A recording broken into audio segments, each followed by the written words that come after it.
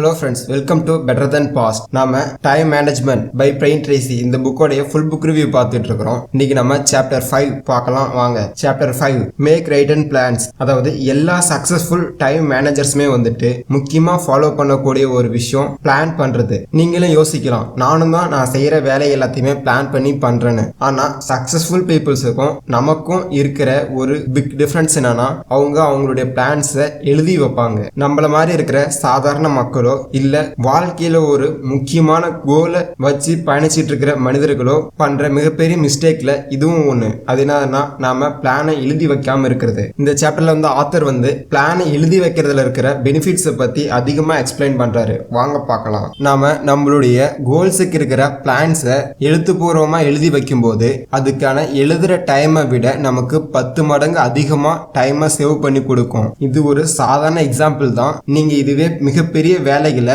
செய்யணும்னு நீங்க நினைக்கிறீங்கன்னா அதை சின்ன சின்னதா ஸ்பிளிட் பண்ணி அதை பிளானை எழுதி வச்சுட்டு அதை ஸ்டெப் பை ஸ்டெப்பா நீங்க முடிக்கும் போது உங்களுக்கு அதிக அளவுல நேரம் மிச்சப்படும். உங்க கோலை அச்சீவ் பண்றதுக்கான வழி உங்களுக்கு தெரிஞ்ச உடனேயே அந்த கோலை உங்களுடைய டைரியில நோட் பண்ணிக்கிட்டே வாங்க. அதை ஸ்பிளிட் பண்ணி அதை ஸ்டெப் பை ஸ்டெப்பா எழுதுங்க. உங்களுடைய கோலை அச்சீவ் பண்றதுக்கான அந்த வழிகள் உங்களுக்கு சரியா தெரியல அப்படின்னா உங்களுக்கு வர யோசனைகள் எல்லாத்தையுமே எழுதுங்க. அதுல இருந்து சின்ன சின்ன ஐடியாக்கள் உங்களுக்கு கிடைக்கும். இதை உங்களுடைய கோல் வந்து சரி வர எப்படி முடிக்கிறதுங்கிறத முழுமையா எழுதுங்க. தினசரி நீங்க வந்துட்டு அதை எழுதும் போது உங்களுக்கு அதுல இருந்து எக்கச்சக்கமான ஐடியாஸ் கிடைக்கும். நீங்களும் ஒரு கிரேட்டஸ்ட் பர்சனா மாறதுக்கான வாய்ப்புகள் அதுல இருந்தே பிறக்கும். ஒரு பெரிய இலக்க சின்ன சின்ன இலக்கா கூறு போட்டு எழுதும் போது அதை அச்சீவ் பண்றதுக்கு ஈஸியா இருக்கும் அப்படிங்கறத ஹென்ரி ஃபோர்டு கூட அவருடைய கோட்ஸ்ல சொல்லியிருக்காரு. Planning for goal achievement. உங்களுடைய கோல் அச்சீவ் பண்றதுக்கு நீங்க எழுதுற அந்த பிளான்ல நான் உங்ககிட்ட இருந்து இப்போ ஒரு சில கொஸ்டின்ஸ், அதாவது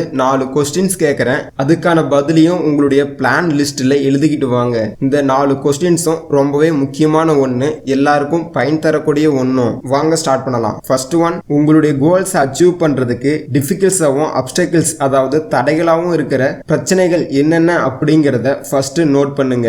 இதை எப்படி நீங்க கண்டுபிடிக்கிறத நீங்க நினைச்சீங்கன்னா உங்களுக்குள்ள ஒரு கேள்வி கேளுங்க. ஏன் நான் இன்னும் என்னுடைய கோலை அச்சீவ் பண்ணல, எது அச்சீவ் பண்றதுக்கு எனக்கு தடையா இருக்கு? இந்த மாதிரியான கேள்விகளை நீங்க உங்களுக்குள்ள கேட்டுக்கும் போதே அதுக்கான பதில்கள் உங்களுக்கு பிறக்கும். இதுல இருந்து நான் கேட்ட அந்த ஃபர்ஸ்ட் கேள்விக்கான ஆன்சர் உங்களுக்கு தெரிய வரும். நீங்க அந்த ப்ராப்ளம்ஸ் எல்லாத்தையுமே கண்டுபிடிச்சிட்டீங்கன்னா அந்த ப்ராப்ளத்தை 80-20 ரூல் படி, அதாவது 20% தடைகள் தான் 80% பிரச்சனைகளுக்கு காரணமா இருக்கும். அந்த 20% கண்டுபிடிச்சு ஃபர்ஸ்ட் அதை சால்வ் பண்ண ட்ரை பண்ணுங்க. செகண்ட் ஒன், உங்களுடைய கோலை அச்சீவ் பண்றதுக்கு நீங்க தெரிஞ்சுக்க வேண்டிய இன்ஃபர்மேஷன்ஸ், நாலேஜ் அண்ட் கத்துக்க வேண்டிய ஸ்கில்ஸ் என்னென்ன இருக்கு அப்படிங்கறத லிஸ்ட் போடுங்க.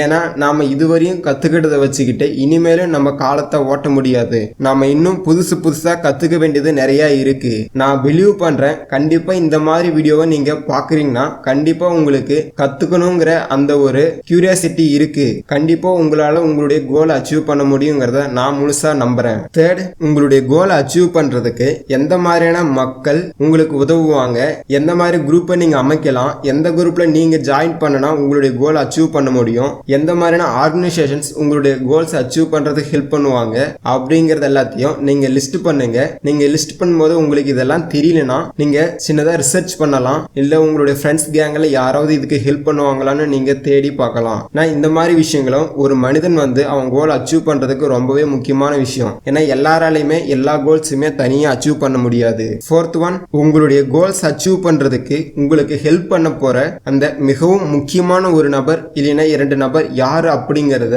நீங்க டிசைட் பண்ணுங்க. ஏன்னா நம்ம முன்ன சொன்ன மாதிரி எவ்வளவுதான் குரூப்ஸா ஒரு டீம் இருந்து நாம கோல்ஸ் அச்சீவ் பண்ணனாலும் நமக்குன்னு ஒரு தெளிவான ஒரு மென்டார் மாதிரியான ஒரு ஹெல்ப்பரோ இல்லைன்னா டீம் மெம்பரோ இல்லைன்னா கண்டிப்பா நம்மளுடைய கோல்ஸ் அச்சீவ் பண்ண முடியாது. சோ உங்களுக்கு ஹெல்ப் பண்ண போற அந்த ஒரு நபர் யாரு அப்படிங்கறத நீங்க கண்டுபிடிங்க. ஏன்னா இவங்க எல்லாம் நம்ம லைஃபுக்கு ரொம்பவே முக்கியமானவங்க. ஹோப் நான் இந்த விஷயத்தை எல்லாத்தையுமே லிஸ்ட் பண்ணி நான் எழுதி வச்சுட்டேன். கண்டிப்பா நீங்களும் இந்த வீடியோவை முடிச்சுட்டோ இல்ல பாஸ் பண்ணி வச்சுட்டோ இந்த கொஸ்டின்ஸ்க்கான ஆன்சரை எழுதி வைப்பீங்க நான் நம்புறேன். உங்களுடைய கோல்ஸை நீங்க அச்சீவ் பண்றதுக்கு என்னுடைய மனமார்ந்த வாழ்த்துக்கள். இந்த சாப்டர் இதோட கம்ப்ளீட் ஆகுது. நாம நெக்ஸ்ட் சாப்டர்ல மீட் பண்ணலாம். Thank you. Have a good day.